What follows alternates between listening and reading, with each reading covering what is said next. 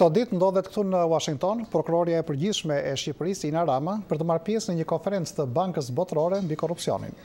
Kemi kënaqësinë që zonjën Rama ta kemi sot të ftuar në emisionin ton ditari. Zonjë Rama, mirë se erdhët. Mirë se u gjeta. Është kënaqësi. Zonjë Rama, Shqipëria është kritikuar vazhdimisht për nivele të larta korrupsioni dhe për masa të pamjaftueshme për ta luftuar atë. Biles ka vlerësime se në vend po futet klima e pandëshkueshmërisë. Çfarë vendi zë krimi i korrupsionit në ngarkesën e punës së prokurorisë?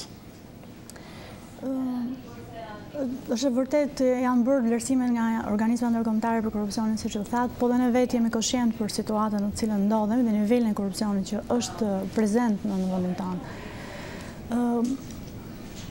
Vazhdimisht e kemi konsideruar si prioritet punës tonë, kemi shpallur si të tillë dhe mendoj që kemi hedhur dhe hapat e nevojshëm dhe durur për ta luftuar atë.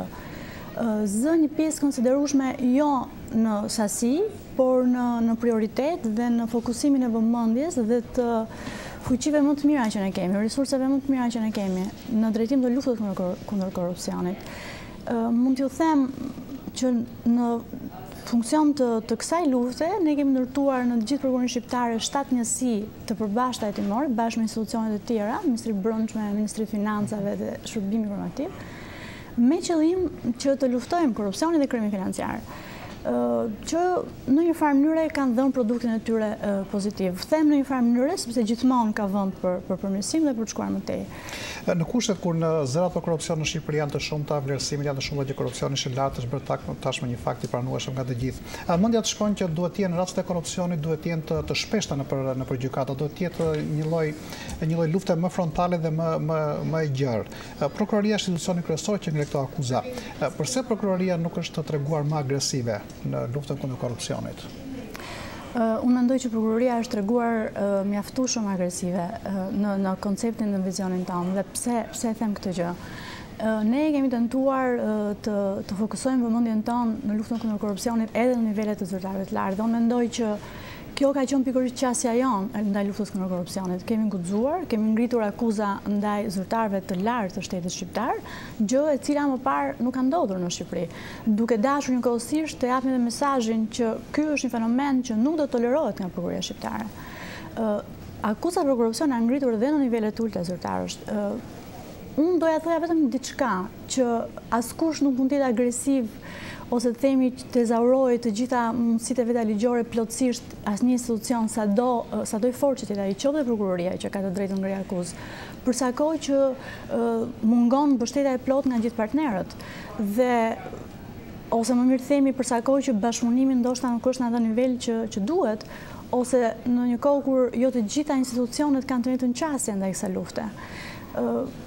Personalisht, çdo më thënë që të gjitha institucionet nuk kanë të njëjtën qasje, ka institucione që tolerojnë. Këtë do doja të shpjegoja. Personalisht nuk më pëlqen të bëj rolin e atij kreut që hedh fajin në institucionet e tjera, por patjetër mund të them që mënyra se si po funksionon sot sistemi gjyqësor, për shembull, është një nga problematikat që na ka ulur në agresivitetin në luftën kundër korrupsionit, ose të paktën edhe në dukjen e tij, ose edhe në rezultatet që ne kemi dashur të vjelim nga kjo luftë.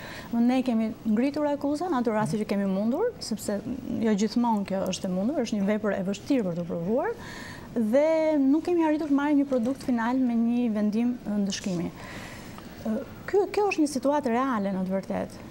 Këtu në shtetet ju përmendët rastin e zyrtarëve të lartë në Shqipëri që janë akuzuar për korrupsion. Këtu në Shtetet e Bashkuara, suksesi i prokurorisë matet në fund të fundit me masën që jep gjykata, me dënimin e personave.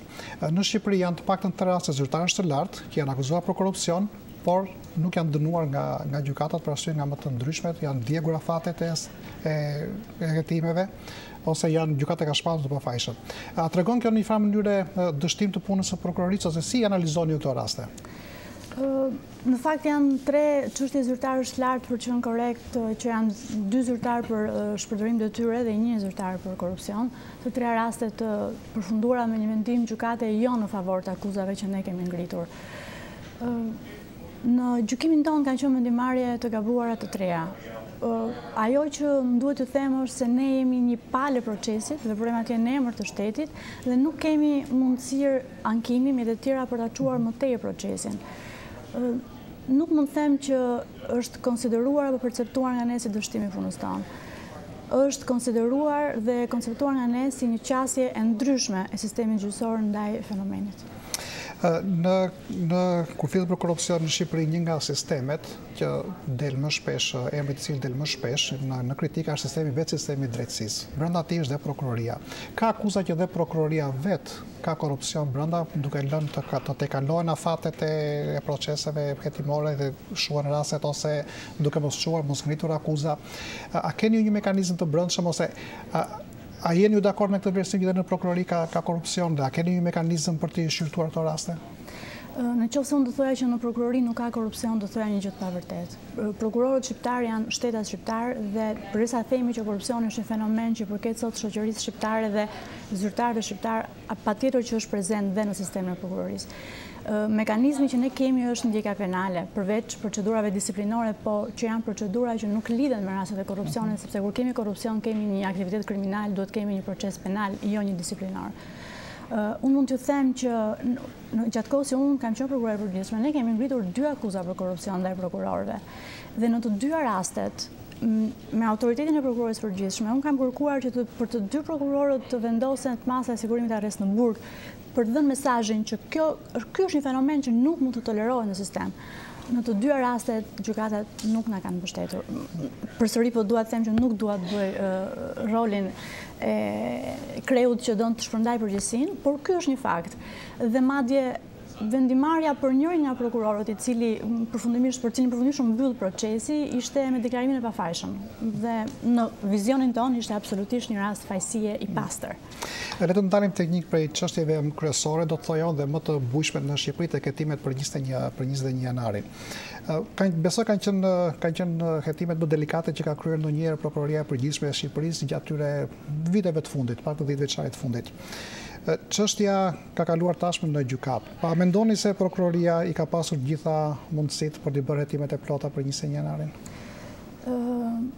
Hetimet për 21 janarin kanë qenë hetime të vështira, ajo ka qenë një çështje shumë komplekse, siç thatë ju.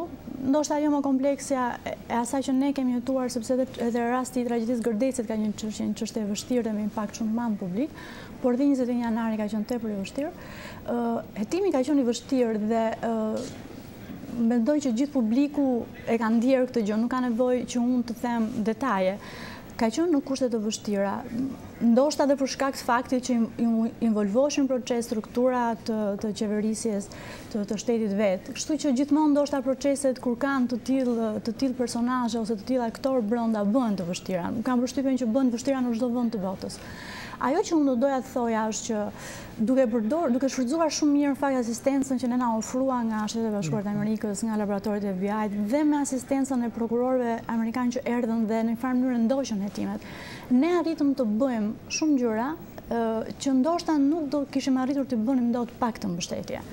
Dhe mendoj që të paktën për pjesën e vrasjeve që ne hetuam, ne do të jemi të kënaqur për sa arritëm, sepse besoj që edhe në vendet me demokraci të zhvilluara dhe me institucione shumë të konsoliduara, është shpesh e vështirë të identifikohet autori i vrasjeve në të tilla rrethana, kur qellohet në turm, kur qellojnë shumë njerëz njëkohësisht. Ne kemi dërguar çështjen në gjykat për vrasjet, për 3 nga viktimat, kemi arritur të identifikojmë autorët për ta, kemi pezulluar çështjen për njërin nga viktimat, për të cilën nuk kemi arritur deri në këtë fazë të identifikojmë se cili nga antarët e gardës ka qelluar, dhe njëkohësisht kemi dërguar çështjen për kompetencën e prokurorisë së përgjithshme për të hetuar atë personat e dyshuar si organizator të. Për këtë do të pyesja, kush ky rasti i hetimi i dytë për çështjen e organizatorëve? Në çfarë faze? Hetimi i dytë është në fazën e mbledhjes së provave. Ato prokurorët janë duke bërë një sër veprime që tashmë munden të bëhen për shkak se të 3 deputetët janë pa imunitet. Dhe janë në fazën kur po marrin nga institucionet të dhënat dhe nga individët, nga dëshmitarët, të dhënat që ata çmojnë që janë nevojshëm për hetimin. Ka ndonjë afat se kur pritet të paraqitet në gjykat për këtë çështje? Jo, afatet edhe për këtë çështje janë afatet e përgjithshme të hetimit, por ne nuk kemi afate të cilat na detyrojnë ta mbarojmë një kohë. Kisha fjalë një afati kur mbaron hetimi, por kur pritet të dalin në gjyq? Unë sot nuk mund ta them këtë gjë sepse edhe nuk kam informacionin e saktë se në çfarë faze janë konkretisht ato, por sigurisht do jem brenda afatit përgjithshëm hetimor që ne respektojmë për një çështje. Zonja Rama, ju faleminderit.